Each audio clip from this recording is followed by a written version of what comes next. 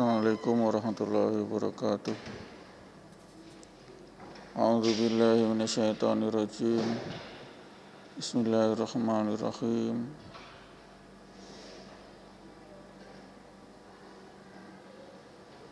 Rabbi shrah li sadri wa yassir li amri wahlul 'uqdatam min lisani yafqahu qawli. Rabbi zidni 'ilman warzuqni fahman. Allahumma shalli ala Muhammad wa ala ali Muhammad. Alhamdulillahirabbil alamin. Rabbana zalamna anfusana wa illam taghfir lana wa tarhamna lanakunanna minal khasirin. Allahumma antas salam wa minkas salam wa ilaika a'udu salam. Khayyina rabbana bisalam wa ta'ala ta'ala jalali wal ikram.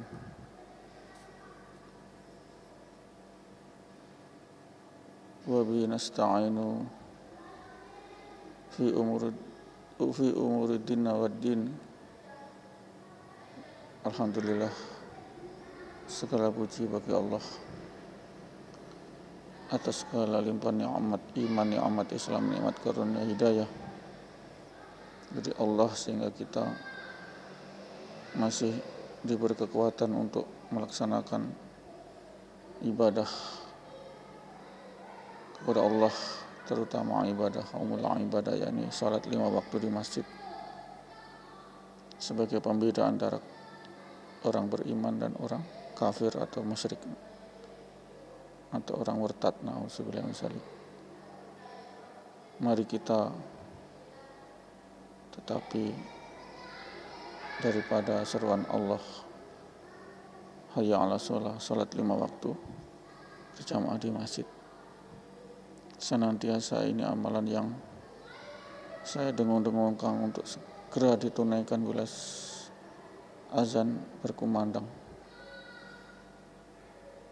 Hanya amalan sholat 5 waktu di masjid inilah sebagai benteng yang membentengi kita dari siksa api neraka sehingga kita masuk surga selama-lamanya, insyaallah, amin. Ini pendengaran dirahmati Allah. Sudah jelas Nabi bersabda, barang siapa yang meninggalkan sholat tanpa alasan atau disengaja, maka dia telah murtad dan kafir. Na'udzubillah summa na'udzubillah min dzalik. Ini dalil pendengar yang dirahmati Allah. Makna pentingnya sholat 5 waktu di masjid sebagai pembeda antara kafir dan muslim. Na'udzubillah min dzalik. Semogalah Allah senantiasa memberi kekuatan kita untuk senantiasa menetapi seruan azan di masjid, untuk segera bergegas kita menunaikan ibadah sholat 5 waktu berjamaah di masjid. Ini pendengaran dirahmati Allah, obat dari segala obat, pengobatan paling akhir ketika stadium 4 dokter sudah menolak si pasien, maka keluarganya membawa ke Pak Ustadz. Pak Ustadz sarankan untuk kita gotong, kita gendong ahli warisnya atau kerabatnya untuk menundukkan ataupun membandingkan sholat berjamaah di masjid, tiap sholat 5 waktu, sehingga dari hari ke hari, dari minggu ke minggu, dari bulan ke bulan, insyaallah sembuhlah ini si pasien. Subhanallah, inilah pendengaran dirahmati Allah. Yang memberi penyakit itu Allah, yang memberi obat Allah. Jangan sampai di pikiran kita, di otak kita, di keyakinan kita bahwasanya menyembuhkan itu adalah obat atau dokter, sudah menjadi kafir kita. Yang menyembuhkan adalah Allah lewat obat dan dokter. Hati-hati pendengar yang dirahmati Allah. Hati-hatilah, jangan sampai kita mengatakan bahwasanya karena ini, karena itu. Bukan, semua karena Allah.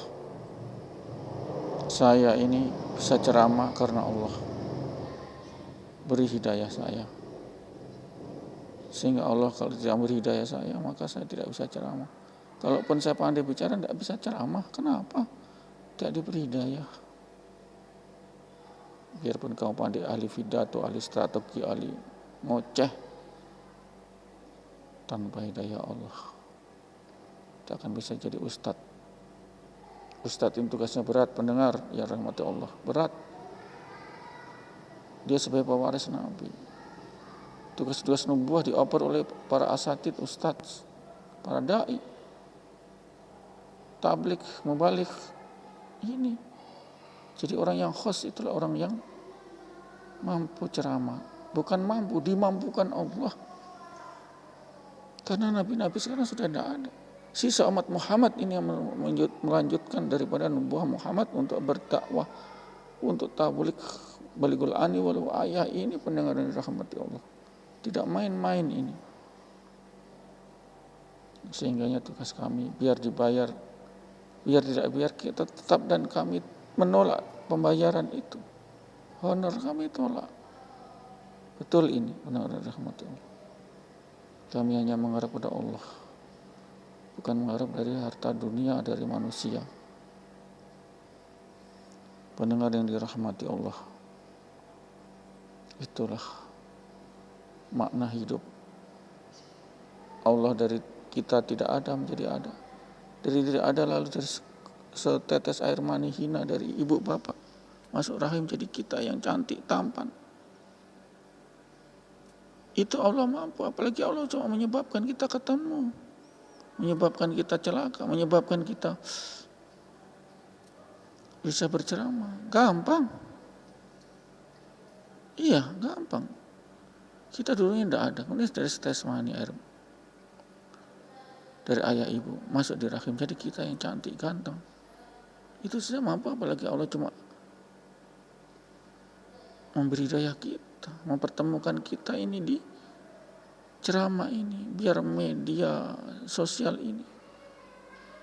Ini pendengar yang dirahmati Allah, kita itu salah. Sudah salah filsafat pemikiran kita. Pemikiran kita sudah terkooptasi dengan sistem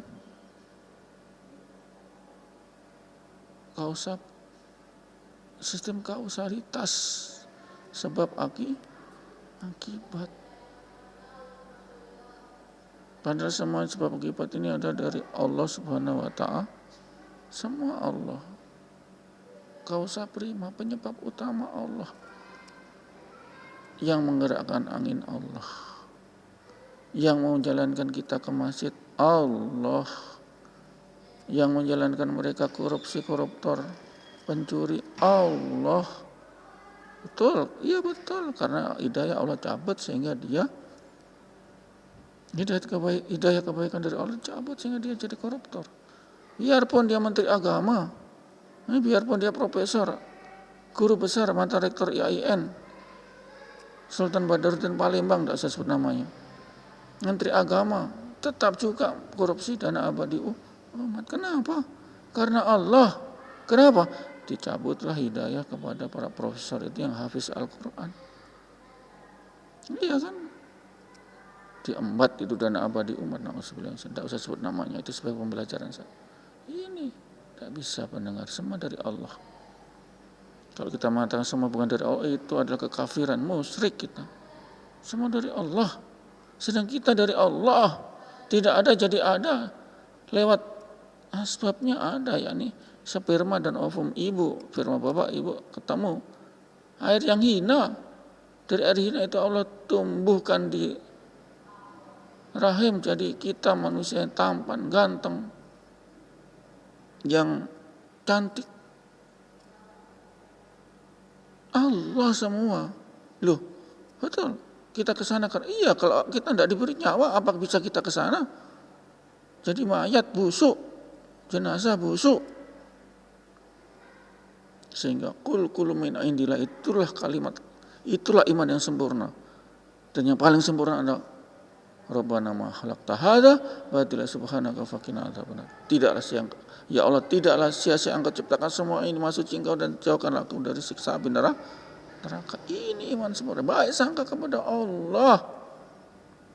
Kenapa Allah menjadikan menteri agama hafiz itu jadi pencuri, perampok, koruptor? Kenapa? Menteri yang hafiz, kenapa? Allah ingin menggugurkan dosa-dosa Pak Menteri itu yang mungkin ya banyak dosa. Iya, dengan kesandung korupsi, ditahan, dibui, di penjara, itu ada sebagai penggugur dosanya Pak Menteri itu. Karena Allah, Mas. Loh iya, saya ke masjid karena Allah. Loh iya, kenapa? Betul loh, Allah kalau cabut nyawanya apa? Nyawa kita bagi kita ke masjid, tidak usah cabut nyawanya. Tidak dikasih nafas, oksigen, bisa kita ke sini, mati lah Mas. Mati dicekik. Sama yang dicekik itu, ya tidak ada oksigen. Itu, jangankan nyawa, oksigen jangan dicabut. Gak? Kalau kita tidak ada mata apa bisa melihat ke masjid? Tidak bisa. Karena siapa itu? Karena Allah kita ke masjid. Masih karena macam Mu'tazilah apa itu? Kaum laknat Mu'tazilah, kaum laknat. Apa? Mu'tazilah dengan yang tidak yakin pada takdir Allah, tidak yakin mereka. Mereka tidak yakin Mu'tazilah.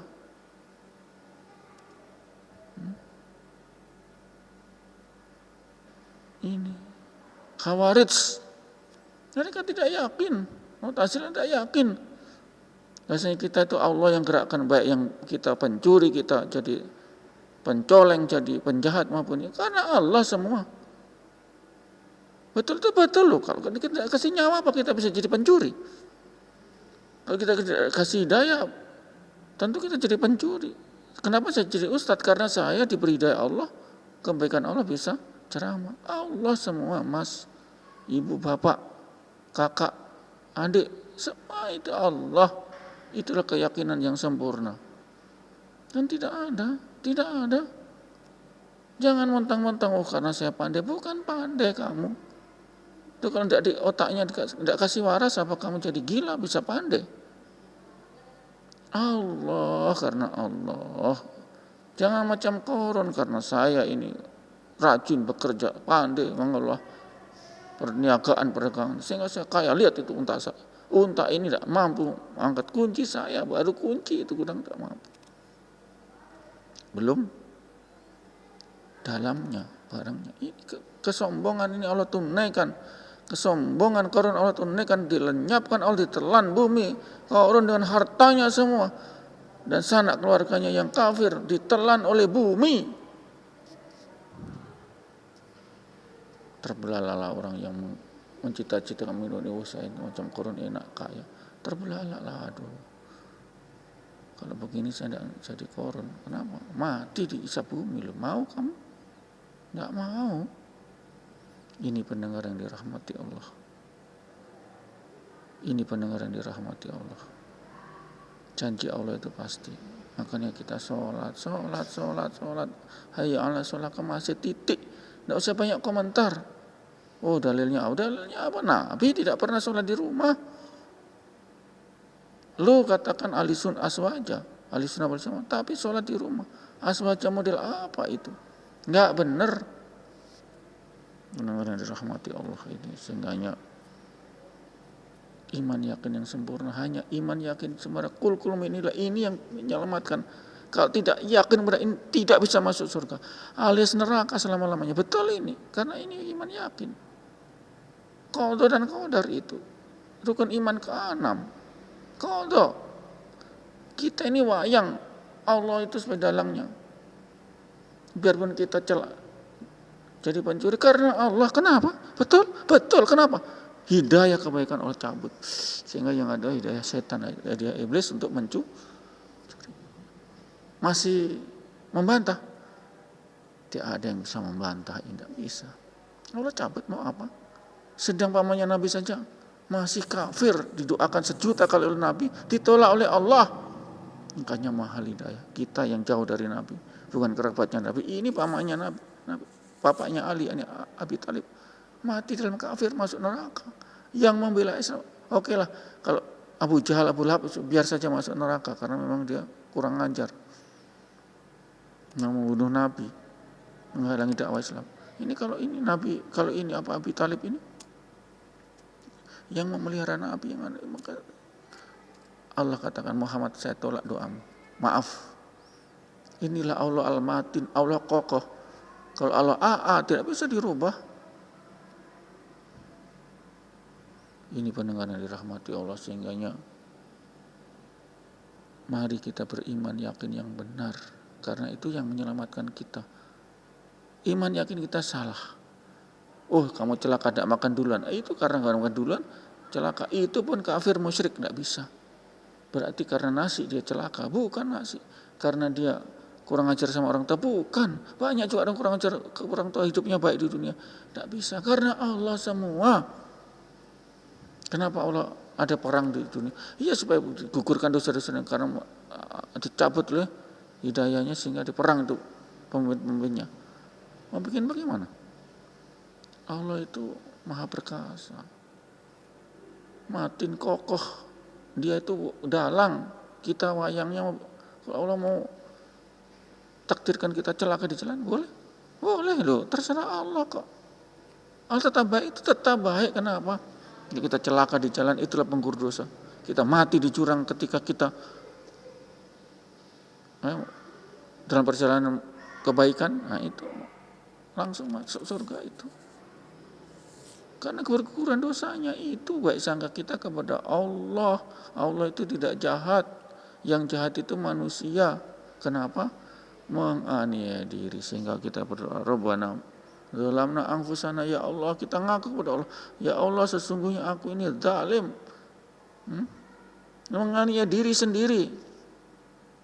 Wa ilam taghfir lana, bila engkau tidak ampuni, wa tarhamna lanakunanna minal khasirin.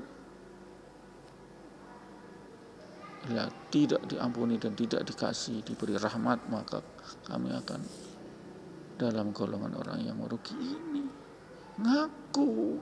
Karena zalim kita, zalim kita ini zalim. Dikasih akal, tidak gunakan akal. Zalim kita ini. Dikasih telinga, hayya 'alas shalah, subuh tidak ke masjid, lanjutin tidur. Menuhankan tidur, menuhankan tidur, tidak menuhankan Allah lagi loh. Iya, kalau menuhankan Allah, hayya 'alas shalah, ini Allah memanggil kau, langsung beristinja, sucikan kotoran, hadas besar, hadas kecil. Kalau hadas besar mandi dulu, kalau tidak ada hadas besar langsung wuzu, bersihkan mulut dan lain, gigi, siwak, sikat gigi, ke masjid, tutup aurat sempurna, ke masjid. Itu kalau dia ngaku Allah. Kita itu iman itu butuh bukti. Katanya iman pada Allah, hayya 'alas shalah, masih molor. Tidak bisa dikatakan beriman itu jadi kafir. Sehingga kalau orang tidak sholat itu kafir. Loh, betul itu sabda Nabi. Barang siapa yang tidak sholat dengan sengaja, maka murtadlah dia, kafirlah dia. Itu hadis loh. Iya, kalau bapak ibu hayya 'alas shalah masih ngorok, melungker, tidur, menuhankan tidur, nikmat, itu sudah kafir. Itu saja kafir loh. Ini hadisnya jelas. Saya nggak main kafirkan orang, tidak loh. Ini saya baca hadis kok. Hati-hati pendengar yang dirahmati Allah. Jangan salah iman yakin kita, dan jangan kita meninggalkan sholat. Kita sudah dicap kafir. Konsekuensinya kafir, masuk neraka selama-lamanya. Itu jelas. Musyrik, kafir, tidak, Allah tidak ampuni. Dosa kafir, musyrik, Allah tidak ampuni. Tapi kalau sudah kita tabatan nasuha, tidak kafir lagi, tidak musyrik lagi, lalu kita beriman kepada Allah, kalau masih dikasih umur panjang, kalau sudah cabut habis. Allah tetap ampuni saat kita bertaubatan nasuha, tidak kafir lagi, tidak musyrik lagi, Islam, Allah ampuni. Nah, sudah itu. Yang ditakutkan kalau kita mati dalam keadaan kafir. Demikian pendengar dan rahmati Allah, semoga bermanfaat ini. Insyaallah kita akhiri dengan kifarat majelis. A'udzubillahi minasyaitonirrajim. Bismillahirrahmanirrahim. Subhanallahi wa bihamdihi, subhanakallahumma wa bihamdika, asyhadu an la ilaha illa anta, astaghfiruka wa atubu ilaik. Assalamualaikum warahmatullahi wabarakatuh.